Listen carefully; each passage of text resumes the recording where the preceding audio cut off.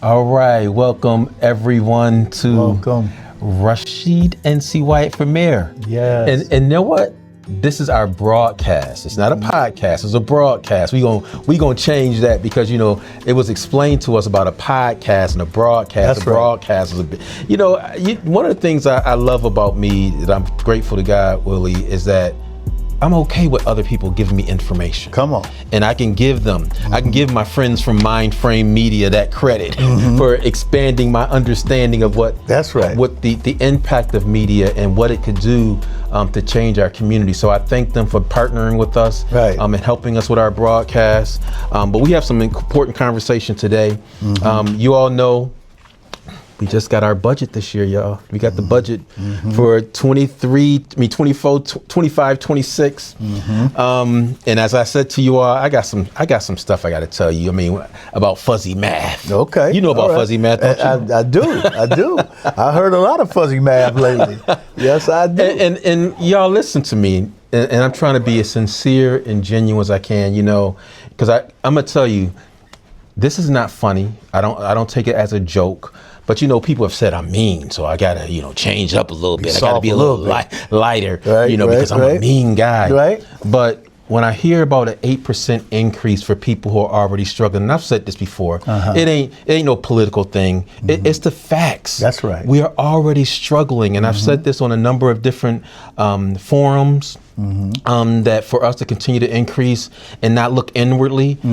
I've been saying this for a long time about the overtime for police and fire is really hurting us and costing us because when we're told that the crime is down, we're told that fires are down, why are we paying $25 to $30 million in overtime? Right. That's the big number on the page that we refuse to address, but we're willing to sell all of our city assets to address things where we could be more efficient. Come on. Where we could be thinking about the residents. Right.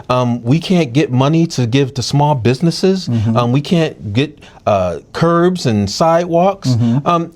We got 17 million for potholes, I guess, or to do some streets. I guess I haven't seen that move yet, but as it gets warmer, we'll see that. But I just want you to understand these numbers because when someone says we had a $70 million deficit, you gotta. Where's the alarms going off? I mean, I didn't hear the controller say we have a $70 million deficit. I have heard no other person or individual say 70 million, but for the acting mayor. And so when someone tells me that and it's not substantiated, I question it. Right. I question the validity of it. Show me the documentation, but I do know you want to sell a piece of property for $45 million, so that comes into play. And so again, I think so many times we are bamboozled by folks who give us a number, who tell us something, but not give us the information, not give us the documentation. Now we have this budget book that I'm going to be going through. This is going to be like my Bible for the next couple of months. But at the end of the day, we have to look at how do we streamline government to make sure it's functional and it's not a negative impact on the residents. And we keep going through this issue of raising taxes dramatically. Now we're not raising user fee. Well, thank goodness we did that last year. But remember this, y'all, we were told that they're going to be raising the water rates because remember when the acting mayor got in, he made a big issue about, oh, this is my first official job and who gets to do $1 billion water plan for the city, and I'm like, well, how are you going to pay for $1 billion water plan? It's on y'all backs. That's how we're going to pay for it. So you can continue to make us even poorer. We're the third poorest of our size, but we seem to make no adjustments to address those issues. And so that's the thing again. I've been saying this. I've been saying it loud. I've been saying it clear. And so it's not just somebody running for office. Check the receipts. And like I said to you, you're going to be able to follow those things I'm telling you that I've done because I want to bring the receipts so that I'm not just making it up. I didn't just stand up and say I want to be mayor. Now I'm going to start acting like I know everything. I don't know everything. But I tell you one thing, I have been speaking up on your behalf and I'm going to continue to do that. And so this broadcast is so important. And I hope you tell your friends and family. These are important conversations. You need to know the finances of the city. You need to understand where your money is going, because if you don't, that's the problem. Will, just recently, someone was talking about an issue, a piece of property being sold on Bailey, the old Rite Aid.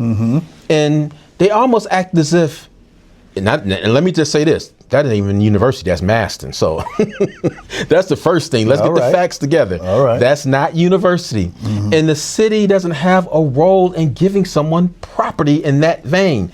They're purchasing it. They're taking their economics and saying, we want to purchase this building.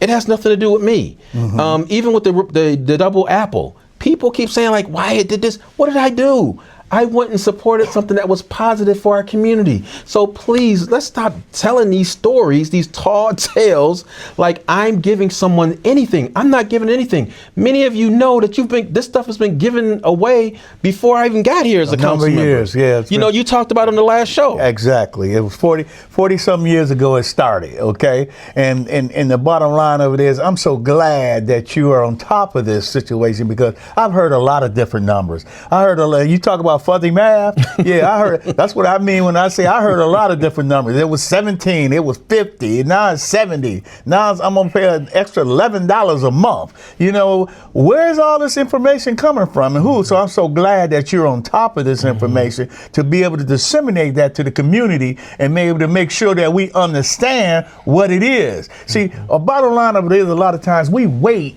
on the thing to happen to us, and then we want to react. Right. That's too late. Okay. Right. Let's get engaged now. Let's get engaged and let's start doing something about it now, because that's where I'm at right now. I don't have an extra $12 a month to throw somebody. You know, matter of fact, my medication is way more important than some of this other stuff. So it's going to be a lot of people looking at that same thing. You understand? But once you get to be my age, medication becomes very important. Yeah, but they're going to explain that to you why the $10 or $11 is important. I don't care how you explain it to me. If I don't have it, I don't have it. I ain't got it. And you know, the one thing is, and I'm glad, I'm grateful to God that I've experienced it for myself. Come on now.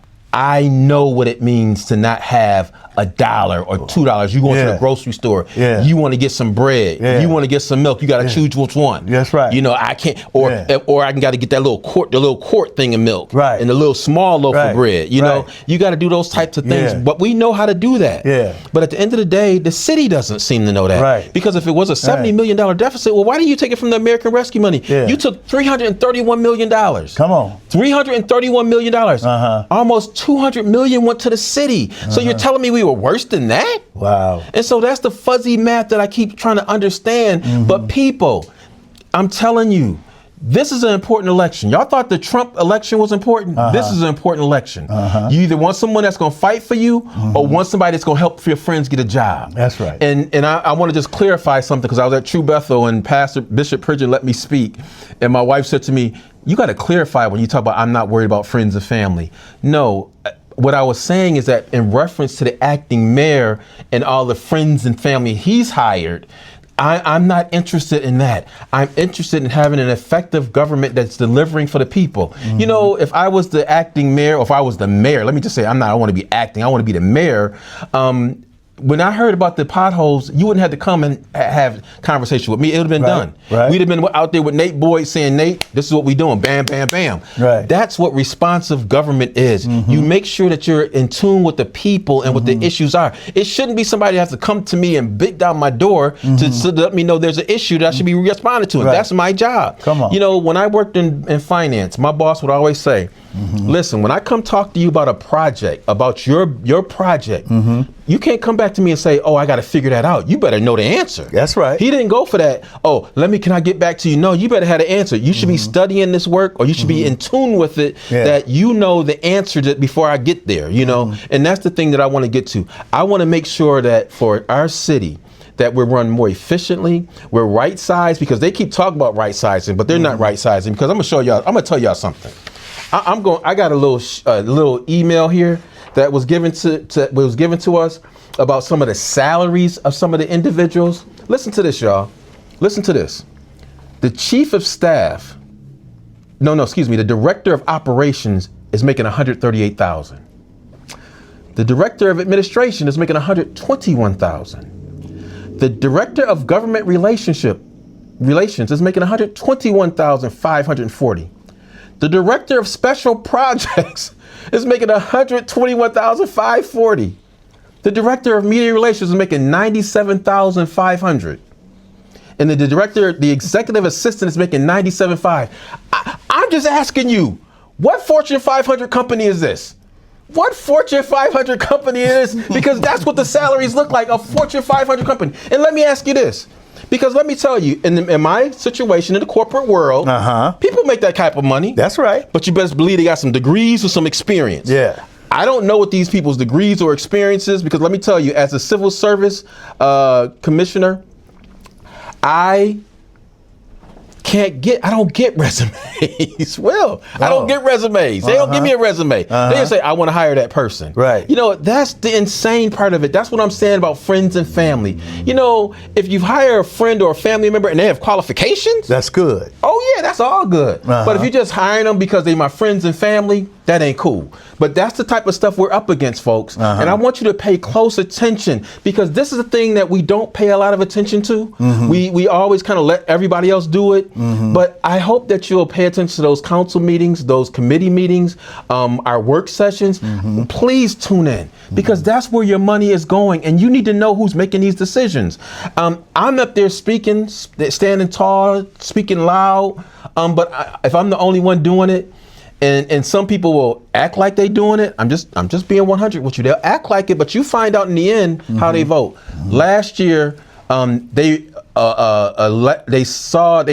approved me, or they acknowledged me as in the affirmative with the budget. It was a negative. If you watch the tape, I said beforehand that I was not supporting that budget, because again, the biggest number on the page is the overtime. And if we're not addressing the overtime, I don't know what we're doing. We're talking about a 3% bed tax that the people who are in the area of hospitality said that's going to be to our detriment. But we're still going to go do it anyway. And this is the thing, folks, I'm going to say it to you.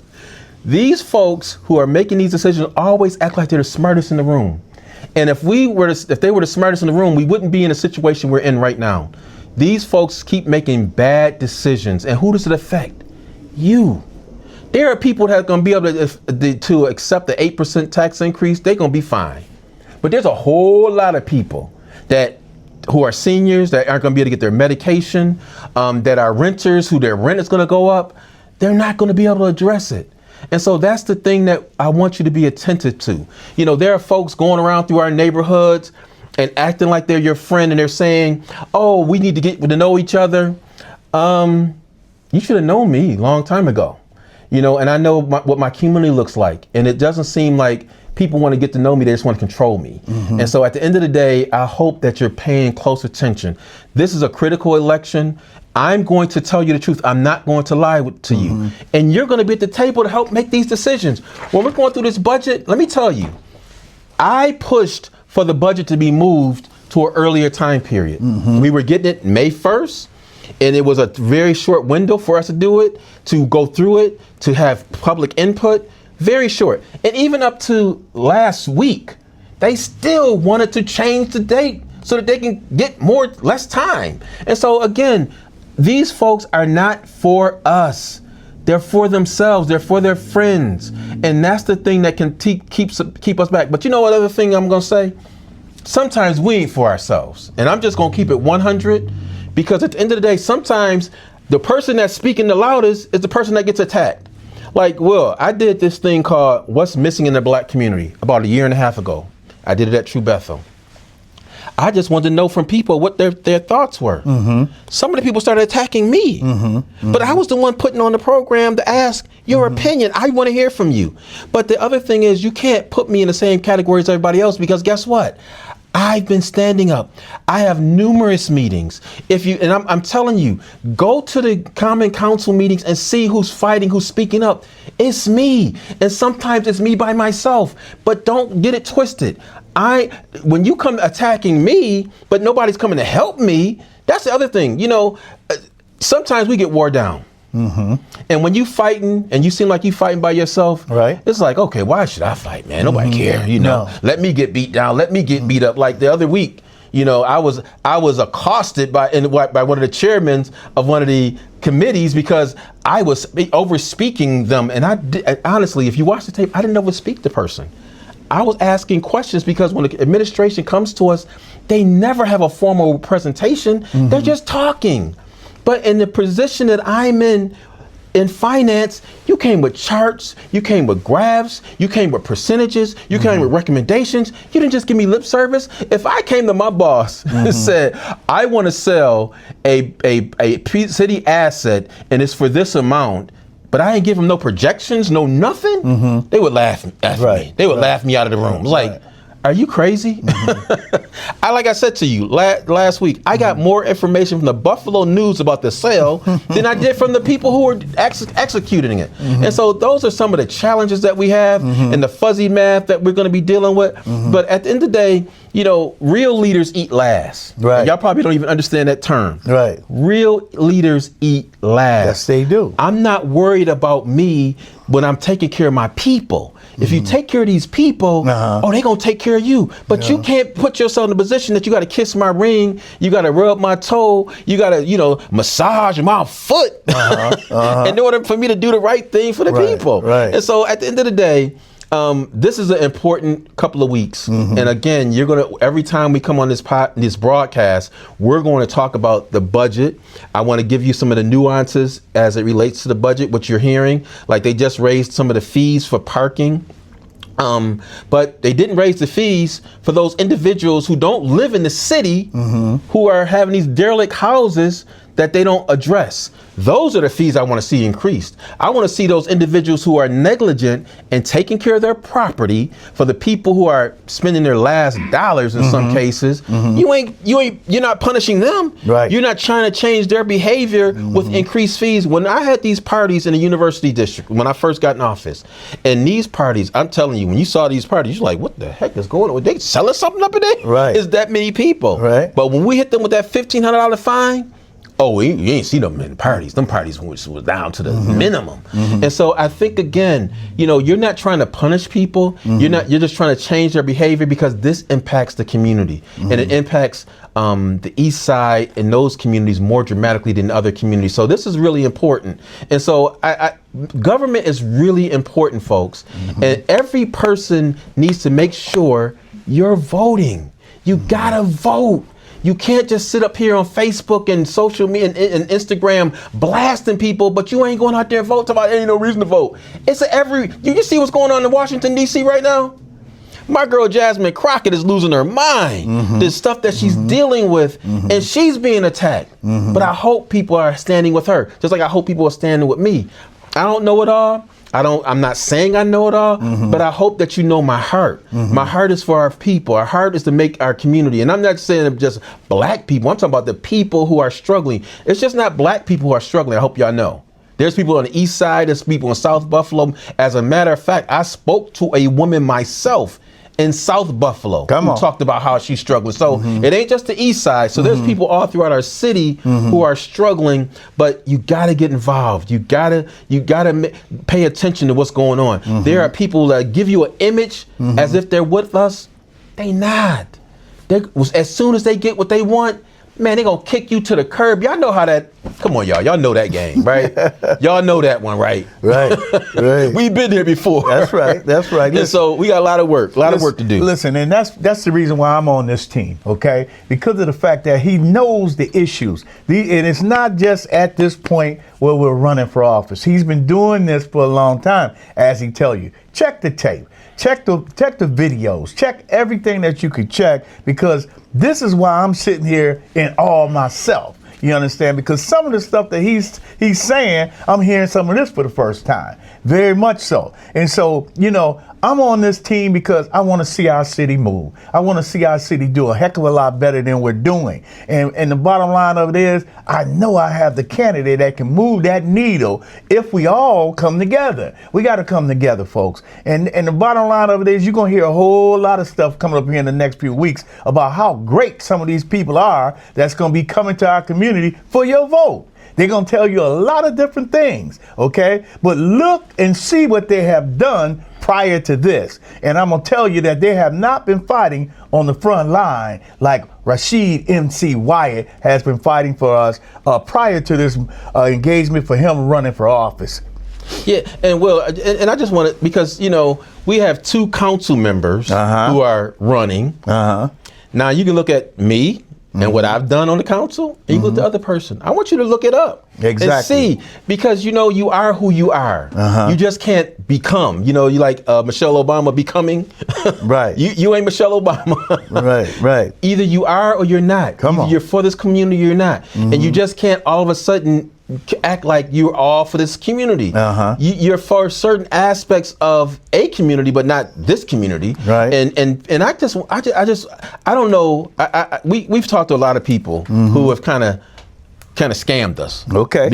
Be right. I agree. They scammed us. I agree. They act like they with us, but they not. And it's okay, but stay where you at. Don't come over here, because I don't play that game. Let's be who you are. Right. If we're gonna be for this community, we got to be for this community. But some people just talk that game because they have a job. Right. And so they not getting with us. Right. They want to keep that job. Some of them are making more money than they ever made in their lives.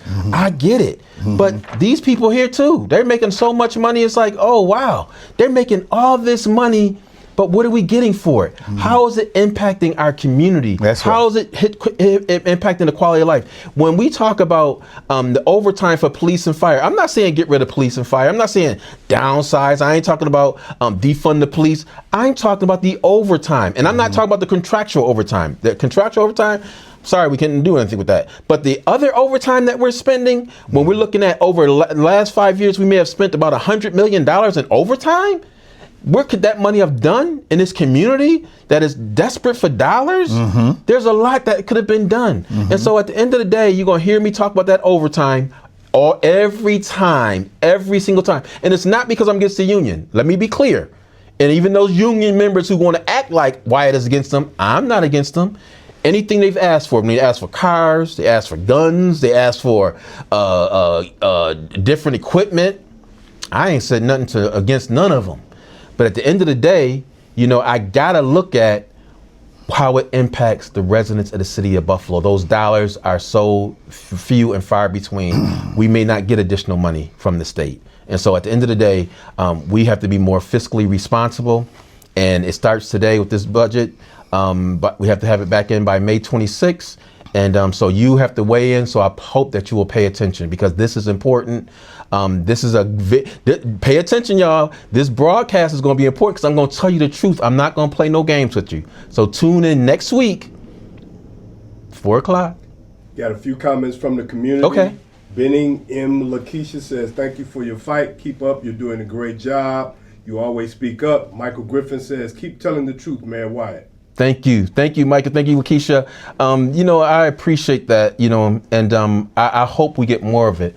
We have been getting it through the. That's right. Will, people, like you said, people call you and say, "I'm with you." All the time. And right now, again, if you want to get involved with this campaign, we're at 3435 Bailey Avenue, right at Highgate. 3435 Bailey Avenue, right at Highgate. And I'm gonna tell you, this train is moving. I don't care what you hear in the public. This train is moving, and people don't want you to know what NC Wyatt is bringing to the table, and we're here to make sure that you understand all of this today. I had a chance to just listen, you understand, because it was very important that he got this information out to you today, and not necessarily what I had to say about the campaign. It's more so about what's coming up in this budget, and he's been doing what he's been doing all the time for this community, and now it's time to start listening and getting engaged. Yeah, please, and we need you to get engaged. I mean, we need every person. One of the differences between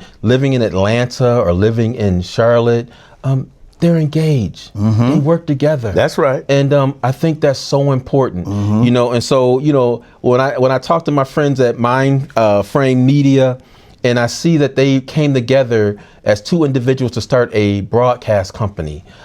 Those are the type of things that we need to hear more of. I always talk about MMB Realty, right? Another poster child of collaboration. Those are the positive things that can help us economically. When we come together as a people and we start working together and using that synergy that we bring together, and when we start using our economics, see, we keep thinking that we're just poor. We far from poor. We may be poor in a whole lot of things, but Economically, we're very rich. We're probably the most rich, the most rich in this country. But what do we use with our money? We don't use our money well. And that's the thing I think that we as a community have to start looking at. We ain't got to point our fingers at the Bangladesh, at the Arab, but anybody. When we start seeing our own value, when we start looking at how can we work together? When we have all these empty buildings on Bailey, on Jefferson, on Fillmore, those could be collaborations that we could do ourselves, but we complain about other people doing it when we can do it ourselves because we won't train together. And I think TJ said, it's about trust, and I know that's real, but I'm telling you folks, if you get on this train, we gonna do some stuff. We gonna do some real stuff that you're gonna be a part of, that you're gonna be so proud of, that hopefully your children won't decide to go to Atlanta or decide to stay in Charlotte. They'll come back and say, Buffalo got it going on. That's right. We got some things that we're doing.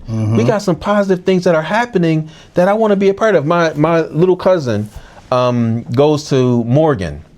And she can't wait to come back and work on my campaign. Right. That means the world to me. I'm like, she said, I see my cousin doing something and I want to be a part of it.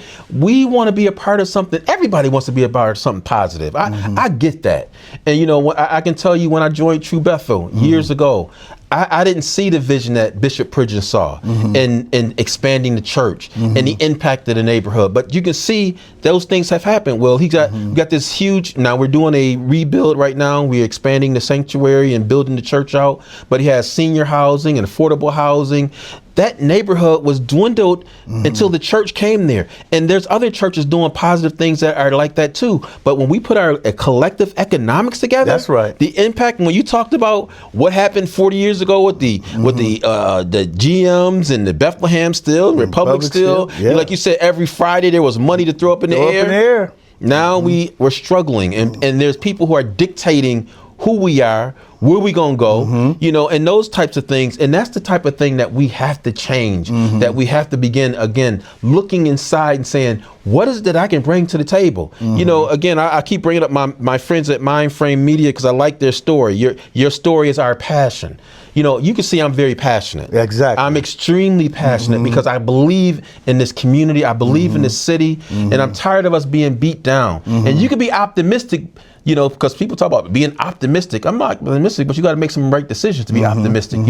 I can't say my business is going down and I'm talking about being optimistic because I haven't made the right decisions. You have to make some right decisions. You got to have the right people at the table. Right. When I'm talking about bringing people on a team, they're qualified people who have insight. When I talked about the small business advisory team, the financial advisory team that I'm going to put together, that somebody else took my idea to do that. I'm going to bring experts that will advise us to make very sound decisions. So that I'm not coming back telling you, oh, that didn't go right. When we talked about the cannabis that fell through, when we talked about the real estate that we didn't sell, when we all these things that we keep on talking about, these one trick ideas that again fall flat on their face, and it affects us, the residents who are already struggling. With this Trump administration, I'm afraid. I'm really afraid. I'm afraid for people who don't have the means, that are already struggling. And in our city, we have these issues. But we want to keep bringing this information to you. Tune in every Thursday, because we're going to be here with Mindframe Media and bringing this message to you, because I want you to hear clearly from me. Right now, I'm not getting the same type of press that other folks get. And if you paid attention to the Earth to Eve campaign in 1977, didn't get it either. It's the same type of thing. Get it either. It ain't changed. Right. And again, you're going to hear me talk about my qualifications, like Jasmine Crockett said, all these qualifications I have, but it seems like because I am black, it seems like those qualifications, I'm unqualified. Right. And that's not the truth, folks. I'm qualified. And if you're listening to this conversation, I'm qualified. I know what I'm talking about. And I can hit the ground running. So next week, we will be back at 4 p.m. Got more information for you, and we'll keep bringing it to you. Rasheed N.C. Wyatt for mayor. Real change is coming to you, and you can join us. Come over to our campaign office, 3435 Bailey Avenue, corner of Highgate. We're here most days from 1 to 6, but we're ready to support you and want you to support us, because this is a critically important campaign. And if you're not in the game, we could lose. You got to get in, Will. On fire for the city, y'all. On fire for the city. Yeah. I'm just amazed at who this guy is and what he do, and I'm glad to be a part of what's going on right now. I just want to sit back sometime and just listen to you rattle everything off that I know the other ones don't have an idea. No, they don't know, but they'll act like they know. Mm-hmm. But for next time, we will see you next week. Keep on this wall. We got to get it done, y'all. We got to get it done, not just for ourselves, but for our little ones. They need us. Mindframe Media, we love you. Mindframe Media, peace out.